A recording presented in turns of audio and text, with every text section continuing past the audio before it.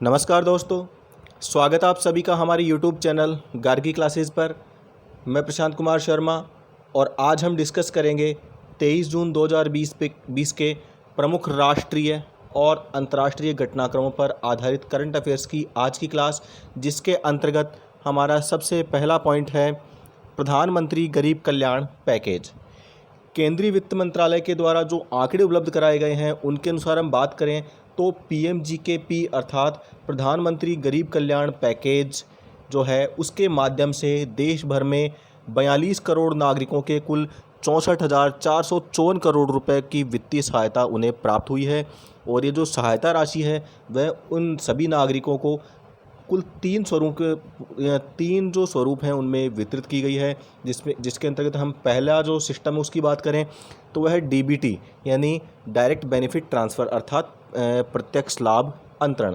इसके माध्यम से जो लाभार्थी हैं जैसे कि महिलाएं जिनका जो जनधन खाता धारक हैं, इसके अलावा वरिष्ठ नागरिक हैं, गरीबी रेखा से नीचे के तहत पंजीकृत विधवाएं और PM किसान के अंतर्गत जो पंजीकृत किसान आदि को ये DBT यानी डायरेक्ट बेनिफिट ट्रांसफ़र के माध्यम से यह राशि दी गई है। इसके बाद में अगला जो तरीका अपनाया गया वह है जो प्रधानमंत्री उज्ज्वला योजना है, उसके तहत जो एनरोल्ड महिलाएं हैं, पंजीकृत महिलाएं हैं, उन्हें मुफ्त में LPG सिलेंडर प्रदान करके यह राशि वितरित की गई। इसके अलावा जो तीसरा जो प्लेटफॉर्म चुना गया वह है BPL कार्ड धारकों के रूप में पंजीकृत जितने भी परिवार हैं उन सभी को मुफ्त में खाद्यान्न प्रदान करते हुए। इस प्रकार से इन तीन स्वरूपों के अंदर इसका वितरण किया गया है। ये प्रधानमंत्री गरीब कल्याण पैकेज के लिए जो राशि जारी की गई है उसको। इस पैकेज की जो घोषणा है वह 26 मार्च 2020 को की गई थी और इसकी घोषणा केंद्रीय वित्त मंत्री श्रीमती निर्मला सीतारमण के द्वारा की गई थी। जिसका उद्देश्य क्या था? तो इसका उद्देश्य था कि आर्थिक रूप से कमज़ोर जो वर्ग के लोग हैं उनके लिए आर्थिक सहायता देना, और वो भी उस समय जो कि कोविड-19 महामारी के कारण पूरे देश के अंदर जो लॉकडाउन लगा था, इस वजह से सभी जो वर्ग हैं उन सभी वर्गों को, विशेषकर जो गरीब वर्ग है, कमज़ोर वर्ग है, उसके सामने बड़ी आर्थिक समस्या आ गई थी, जिसके समाधान के रूप में इसका जो प्रयोग किया गया था। अब हम बात करते हैं इस पैकेज के तहत जो कुल 1.70 लाख करोड़ रुपए की घोषणा की गई थी और जो 65,454 करोड़ रुपए का जो हाल ही में वितरण किया गया है उसके कुछ हाइलाइट्स की बात करते हैं, अर्थात वो किस प्रकार से वितरित किया गया। तो उसमें हम बात करते हैं अप्रैल और मई माह के अंदर प्रधानमंत्री उज्ज्वला योजना के तहत 8.52 करोड़ LPG सिलेंडर वितरित किए गए हैं और इसी अप्रैल माह के अंदर सभी राज्यों और केंद्र शासित प्रदेशों के अंदर 113 लाख मीट्रिक टन खाद्यान्न वितरित किया गया है। और अप्रैल से लेकर के जून माह तक 3 महीनों के लिए जो वितरण के लिए सभी राज्यों और केंद्र शासित प्रदेशों के लिए 5.8 लाख मीट्रिक टन दाल भी आवंटित की गई है। 2.81 करोड़ लाभार्थियों जिनके अंदर हम बात करें तो शामिल हैं वरिष्ठ नागरिक, इसके अलावा विधवाएं और दिव्यांगजन, इन सभी को 2,814.5 करोड़ रुपए प्रदान किए गए हैं। इसके अलावा वर्ष 2020-21 के लिए PM किसान सम्मान निधि जो योजना है उसके पहले भुगतान के तहत किसानों को 17,891 करोड़ रुपए प्रदान किए गए हैं। इसके अतिरिक्त जो 3 अलग अलग किस्तों के अंदर जो महिला जनधन खाता धारक हैं उनमें प्रत्येक किस्त में 500 रुपये दिए गए हैं और इस तरह से कुल 20.62 करोड़ रुपए की राशि इसके अंतर्गत वितरित की गई है। प्रत्येक किस्त के अंदर 10,315 करोड़ रुपए हस्तांतरित किए गए हैं। तो ये थी प्रधानमंत्री गरीब कल्याण योजना के तहत जो राहत पैकेज जारी किया गया था उसकी डिटेल्स। अगला टॉपिक है 21 जून, जिसे हाल ही में अंतर्राष्ट्रीय योग दिवस के रूप में मनाया जाता है, जो हाल ही में मनाया गया है। तो ग्रीष्मकालीन संक्रांति के साथ ही 21 जून को विश्व स्तर पर 6ठे अंतर्राष्ट्रीय योग दिवस के रूप में आयोजित किया गया था। अब इसकी शुरुआत कब से की गई है, इसके इतिहास के बारे में हम थोड़ी जानकारी प्राप्त करते हैं। तो विश्व स्तर पर सर्वप्रथम वर्ष 2015 में अंतर्राष्ट्रीय योग दिवस का आयोजन किया गया था और यह वर्ष 2020 ऐसा छठा अवसर है जब पूरे विश्व में अंतर्राष्ट्रीय योग दिवस का आयोजन किया जा रहा है। इसके अलावा अगर आप एक बार इस योग दिवस के लोगों को एक बार आप ध्यान से देख लीजिए, क्योंकि इसको हम आगे डिस्कस करने वाले हैं। इसके अंदर हाथों की जो मुद्रा है आप देख रहे हैं, ये हाथों की जो मुद्रा है, और इसके अलावा इसके अंदर जो हरे रंग के जो ये पत्ते बने हुए हैं, नीले रंग का जो ये बॉडी बनी हुई है, इसके अलावा इसमें ये जो भूरे रंग के जो पत्ते बने हुए हैं, इनको आप थोड़ा एक बार अपने माइंड में सेट कीजिए। अब हम चलते हैं आगे। 11 दिसंबर 2014 को यूएन महासभा का जो 69वां सत्र हुआ, उसके दौरान एक प्रस्ताव पारित करके 21 जून को अंतर्राष्ट्रीय योग दिवस या विश्व योग दिवस के रूप में मनाए जाने की घोषणा कर दी गई थी। इसके बाद में हम बात करते हैं यूएन महासभा के इस सत्र को संबोधित करते हुए भारतीय प्रधानमंत्री नरेंद्र मोदी के द्वारा विश्व में योग को पहचान दिलाने और योग की महत्ता से विश्व को अवगत कराते हुए यूएन महासभा के इस सत्र में विश्व योग दिवस घोषित किए जाने संबंधित प्रस्ताव प्रस्तुत किया था। और ये अर्थात ये जो प्रस्ताव है वह भारत के प्रधानमंत्री नरेंद्र मोदी जी के द्वारा यूएन महासभा के अंदर प्रस्तावित किया गया था। प्रधानमंत्री की इस अपील के बाद में यूएन महासभा के 123 सदस्यों की इस बैठक में अंतर्राष्ट्रीय योग दिवस के प्रस्ताव को रखा गया, जिसमें 177 देशों के प्रतिनिधियों के द्वारा इस प्रस्ताव पर हस्ताक्षर करके इसे मंजूरी दी गई। अब हम बात करते हैं कि योग दिवस के रूप में 21 जून को ही क्यों चुना गया। तो इसके पीछे कारण है। हम बात करते हैं भारतीय संस्कृति और परंपरा के बारे में, तो जिसके अनुसार ग्रीष्म संक्रांति के बाद में जो सूर्य जो कि दक्षिणायन हो जाता है, यानी दक्षिण उत्तरायण से अब दक्षिण की ओर बढ़ने लगता है। अब जिसके बाद में जो 21 जून जो है वह वर्ष का सबसे बड़ा दिन माना जाता है, क्योंकि इस दिन सूर्य कुछ जल्दी उगता है और देरी से डूबता है। अब भारतीय परंपरा के अंदर हम बात करें तो दक्षिणायन का जो समय है वह आध्यात्मिक विद्या प्राप्त करने के लिए सबसे अनुकूल समय माना जाता है। इसी वजह से 21 जून को ही योग दिवस के रूप में चुना गया है। 11 दिसंबर को, जैसा कि आपको बताया गया, 11 दिसंबर 2014 को जो यूएन महासभा है उसने 21 जून को योग दिवस के रूप में मान्यता दी। अब वर्ष 2020 के लिए, यानी जो छठा योग दिवस है, उसके लिए थीम क्या रखी गई है, तो इस वर्ष जो कोविड-19 महामारी है, इसके चलते हुए लोगों को इस प्रकार की थीम दी गई है जो कि उनके स्वास्थ्य और सेहत को बढ़ावा दे सके। और इस वर्ष की जो थीम है वह है स्वास्थ्य के लिए योग, घर पर योग, यानी yoga for health, yoga at home. अब योग शब्द के बारे में हम जानकारी प्राप्त करते हैं तो जो योग शब्द है इसकी उत्पत्ति संस्कृत भाषा से हुई है, जिसका अर्थ है किसी व्यक्ति के शरीर और चेतना का मिलन या एकजुट होना, यानी उनको जोड़ना। योग एक प्राचीन शारीरिक, मानसिक और आध्यात्मिक अभ्यास है जिसकी उत्पत्ति भारत के अंदर हुई थी।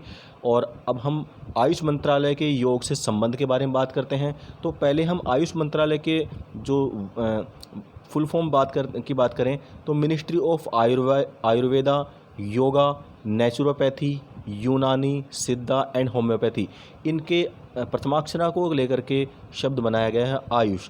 तो ये जो आयुष मंत्रालय है वह अपने कॉमन योग प्रोटोकॉल के अंतर्गत जो कुछ योग के कुछ शब्दावलियां हैं जिनकी हम बात करें, जैसे यम, नियम, आसन, प्राणायाम, प्रत्याहार, धारणा, ध्यान, समाधि,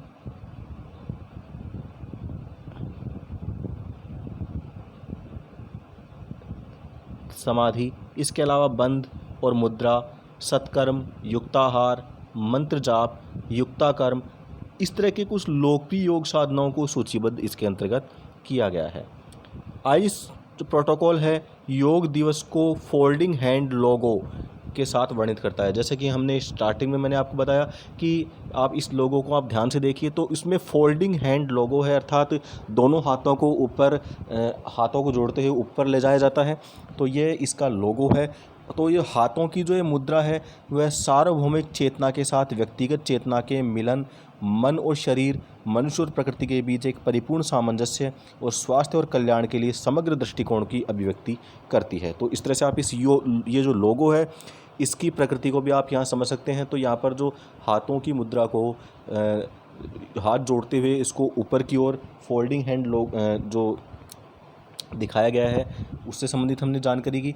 अब हम बात करते हैं इस लोगों के अंदर जो हमने भूरे रंग की पत्तियां देखी वो पृथ्वी तत्व के का प्रतिनिधित्व करती हैं, वहीं हरे रंग की जो पत्तियां हैं वो अग्नि तत्व के, और नीले रंग की जो नीला रंग जो है वो सूर्य की ऊर्जा और प्रेरणा के स्रोत का प्रतीक है।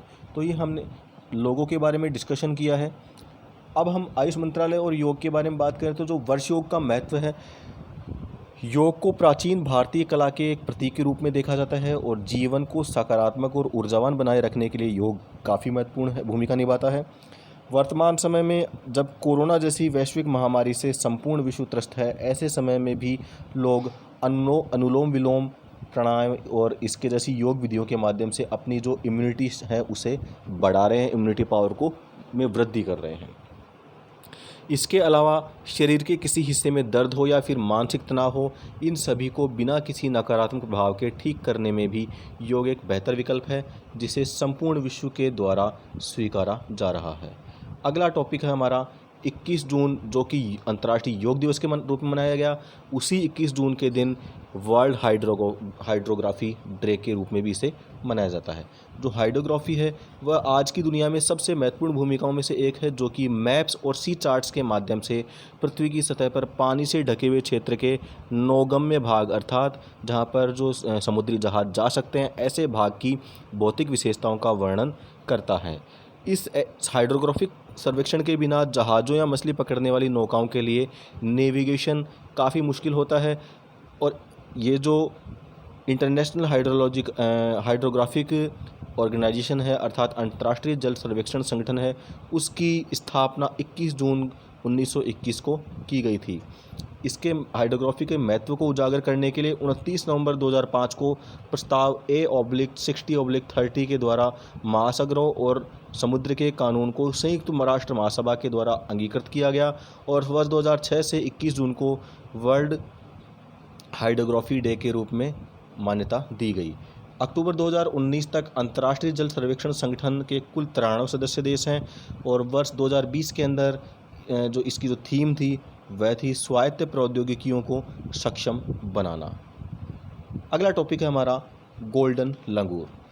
हाल ही में प्राइमेटोलॉजिस्ट हैं, उन्होंने पता लगाया है कि बंदर की एक लुप्तप्राय प्रजाति है जिसका नाम गोल्डन लंगूर है, जो कि भारत के असम राज्य के अंदर, जो पश्चिमी असम राज्य है, इसके अलावा भूटान के कुछ हिस्सों के अंदर यह पाई जाती है, और इस प्रजाति के अंदर इलेक्ट्रिक शॉक के कारण गर्भपात की स्थिति उत्पन्न हो रही है। अब ये जो इलेक्ट्रिक शॉक है वो किस वजह से लग रहा है, इसके बारे में हम आगे चर्चा करेंगे।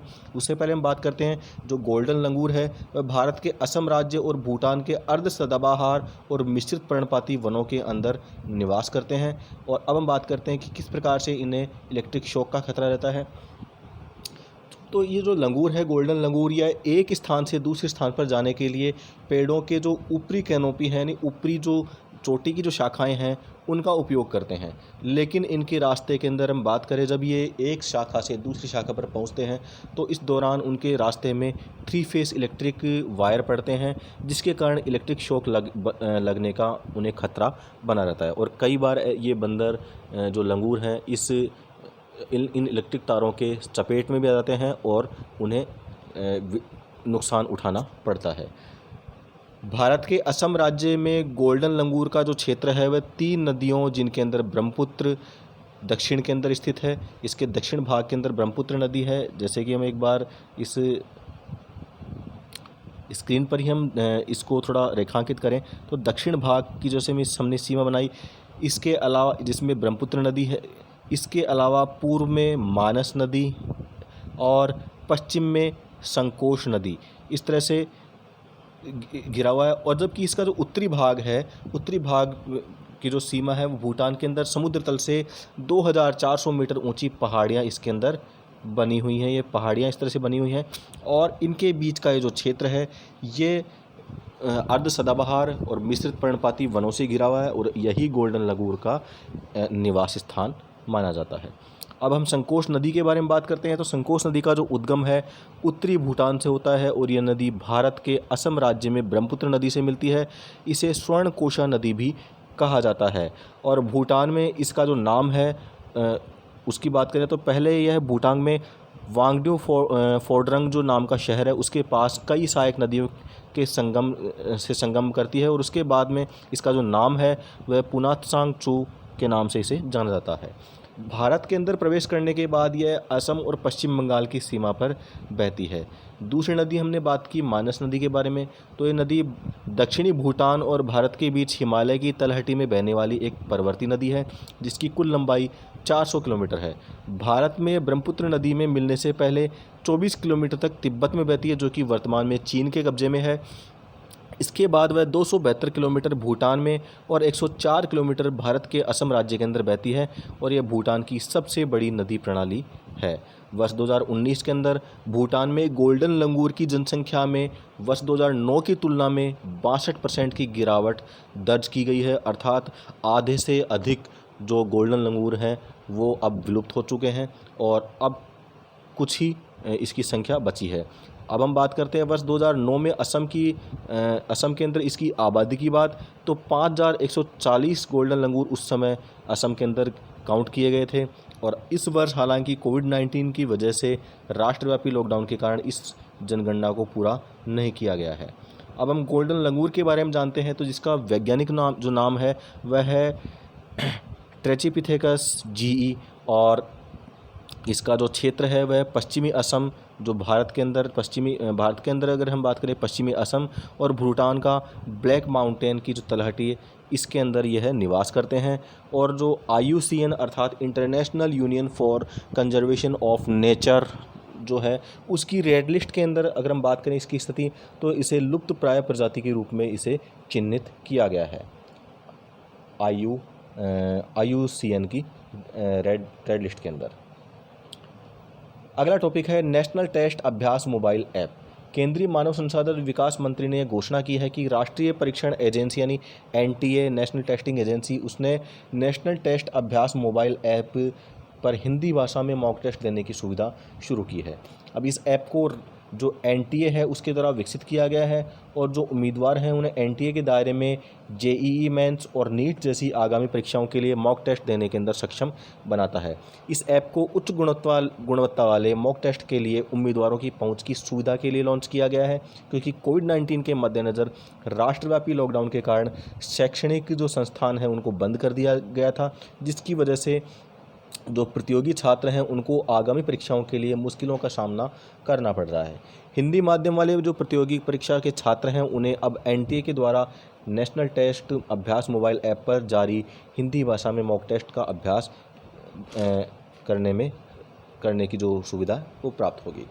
तो इसी के साथ हमारी आज की करंट अफेयर्स की क्लास के सभी टॉपिक्स कंप्लीट हो गए हैं और अब बारी है आज के प्रश्न की, जिसका जवाब इसी क्लास में आपको मिलेगा। तो आज का प्रश्न है, हाल ही में रिजर्व बैंक ऑफ इंडिया के जो पूर्व गवर्नर हैं उर्जित पटेल, उन्हें किस संस्था के अध्यक्ष के रूप में नियुक्ति दी गई है? आप अपना जवाब वीडियो को पॉज करके ढूंढ सकते हैं। तो इसका सही जवाब है national institute of public finance and policy यानी NIPFP। इसके अध्यक्ष के रूप में 19 जून 2020 को रिजर्व बैंक के पूर्व गवर्नर उर्जित पटेल को अध्यक्ष के रूप में चुना गया है। और जो उर्जित पटेल हैं वे पूर्व ब्यूरोक्रेट विजय केलकर का स्थान लेंगे, जो कि इस पद पर लगभग 6 वर्ष तक उन्होंने NIPFP की अध्यक्षता की है। उर्जित पटेल 22 जून 2020 से NIPFP की अध्यक्षता ग्रहण करेंगे और उनका कार्यकाल 4 वर्ष का रहेगा। तो ये थी इससे संबंधित सामान्य सी जानकारी। और अधिक डिटेल से जानने के लिए आप हमारी पिछली क्लास जो करंट अफेयर्स की क्लास है उसमें आप इससे संबंधित और अधिक डिटेल्स प्राप्त कर सकते हैं। साथ ही और भी बहुत सारे जो इम्पोर्टेंट टॉपिक्स हैं आपकी एग्ज़ाम की दृष्टि से, तो उन पर भी आप डिटेल्ड जो क्लास है वो प्राप्त कर सकते हैं। तो इसके लिए आपको कल की क्लास को देखना होगा। और अब बारी है उस प्रश्न की जिसका जवाब आपको देना है। तो वह आपके लिए प्रश्न है, हाल ही में केंद्रीय खदान और कोयला मंत्री प्रहलाद जोशी के द्वारा खनन उन्नति के लिए लॉन्च किए गए पोर्टल सत्यभामा की जो फुल फॉर्म है वह क्या है? तो यह आपको बताना है और इसका जवाब आपको वीडियो के कमेंट बॉक्स में जा कर के देना है। साथ ही आप अपने जो भी आपके विचार हैं इस वीडियो को लेकर के और इस वीडियो से आपके क्लास से संबंधित कोई समस्याएं हैं, टॉपिक्स को लेकर कोई आपकी प्रॉब्लम है, इसके अलावा आपका कोई फीडबैक, आपके कुछ सुझाव हैं, सलाह है, तो आप हमारे इस वीडियो के कमेंट सेक्शन के अंदर लिखकर हमें सूचित कर सकते हैं। Thank you.